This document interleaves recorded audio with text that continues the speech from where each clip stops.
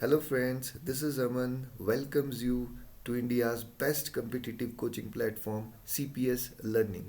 अगर आप तैयारी कर रहे हैं किसी भी गवर्नमेंट एग्ज़ाम जैसे यूपीएससी, एसएससी, बैंकिंग और रेलवेज़ की तो ज्वाइन करिए सीपीएस क्लासेस को आज ही। चलिए दिन की शुरुआत करते हैं एक अच्छे थॉट एक अच्छे विचार से। So thought of the day is don't be afraid of problems, learn from them and grow. यानी मुसीबतों से डरे नहीं, उनका सामना करें, उनसे सीखें और आगे बढ़ें। चलिए अब आगे बढ़ते हैं करंट अफेयर्स 26 अक्टूबर 2021 की तरफ। So here is question number first on your screen now. Which of these days is observed as the World Polio Day? यानी निम्न में से किस दिन को हम वर्ल्ड पोलियो दिवस के रूप में मनाते हैं? And the correct option is option number A 24 October.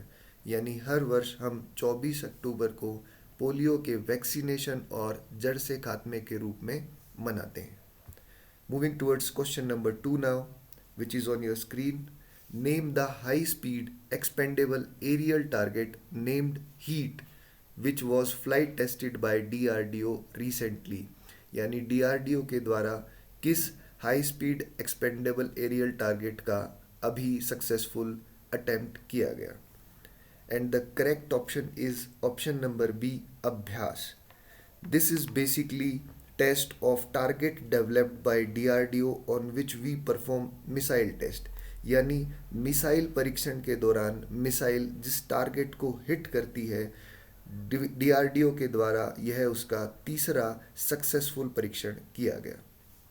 Moving towards question number 3 now, which is on your screen. Okay, first of all, important facts about DRDO. The full form of DRDO is Defense Research and Development Organization, and the current chairman of DRDO is Dr. G. Satish Reddy, and headquarter of DRDO is situated in New Delhi.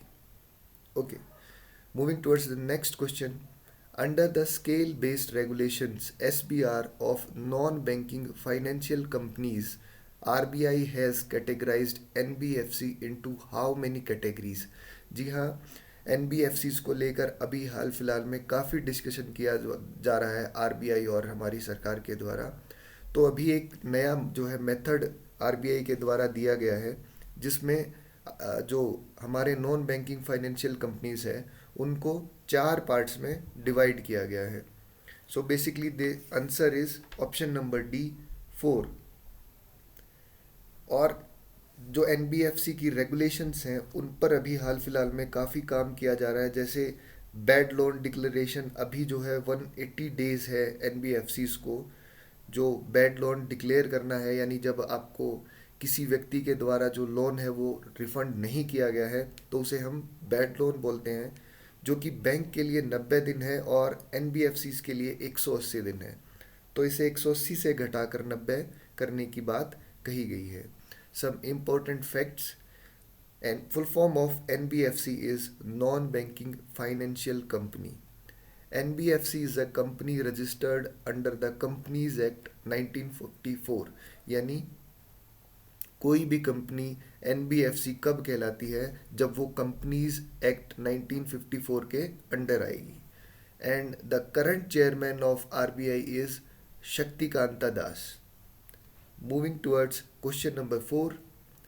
Sandra Mason has been appointed as the first president of which of these states? यानी Sandra mason को अभी हाल फिलहाल में किस देश का राष्ट्रपति घोषित किया गया है? And the correct option is option number C, Barbados. And she is not only the first president of Barbados. In 2014 London Commonwealth she was the first Barbadian to be appointed as a member of Commonwealth Secretariat Arbitral Tribunal CSET. Also, she was a former lawyer. And the currency of Barbados is Barbarian dollar and capital of Barbados is Bridgetown. Moving towards question number 5 now. Which state has launched the scheme Shri Dhanvantari generic medical store, यानी किस राज्य के द्वारा Shri Dhanvantari generic medical store scheme अभी शुरू की गई है? And the correct option is option number A, Chhattisgarh. Chhattisgarh सरकार के द्वारा धन्वंतरी जेनरिक मेडिकल स्टोर सेवाएं शुरू की गई है। Some important facts about Chhattisgarh are: important wildlife sanctuaries in Chhattisgarh, Indravati National Park, Kangar Ghati National Park, Sanjay National Park, and these are mentioned some important dams in Chhattisgarh. Gangrel Dam, or also known as Sagar Dam, is built across the Mahanadi River। ये जो dam है आपका Mahanadi river पे बनाया गया है, जो कि धनवंतरी डिस्ट्रिक्ट में पड़ता है।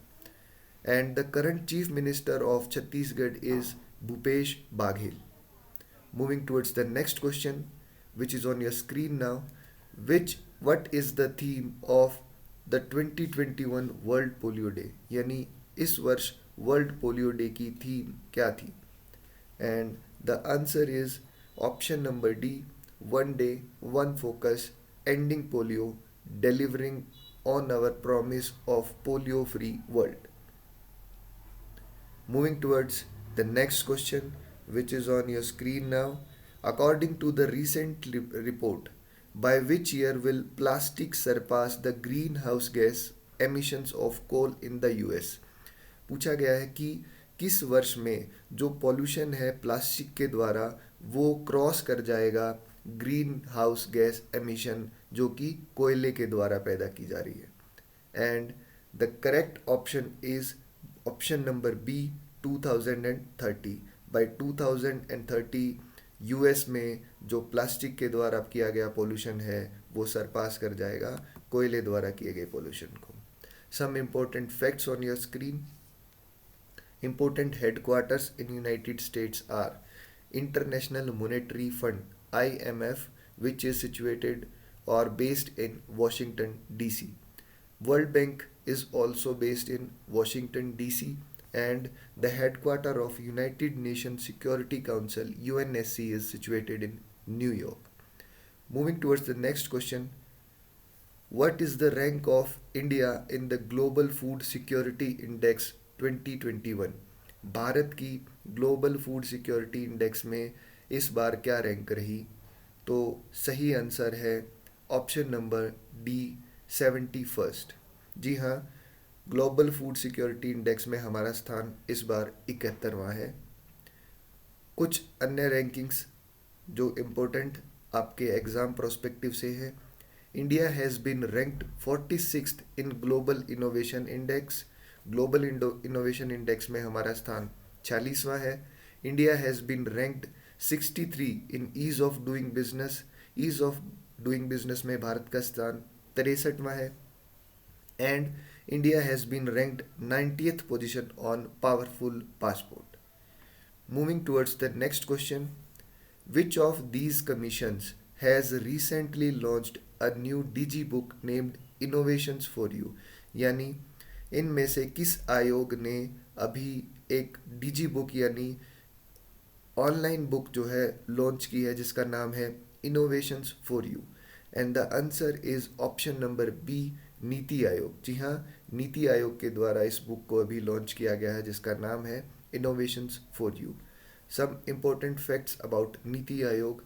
The full form of NITI Aayog is national institution for transforming India, and the headquarter of Niti Aayog is situated in New Delhi, and the current CEO of Niti Aayog is Amitabh Kant. Moving towards the next question, United Nations has recently established a special trust force for which country?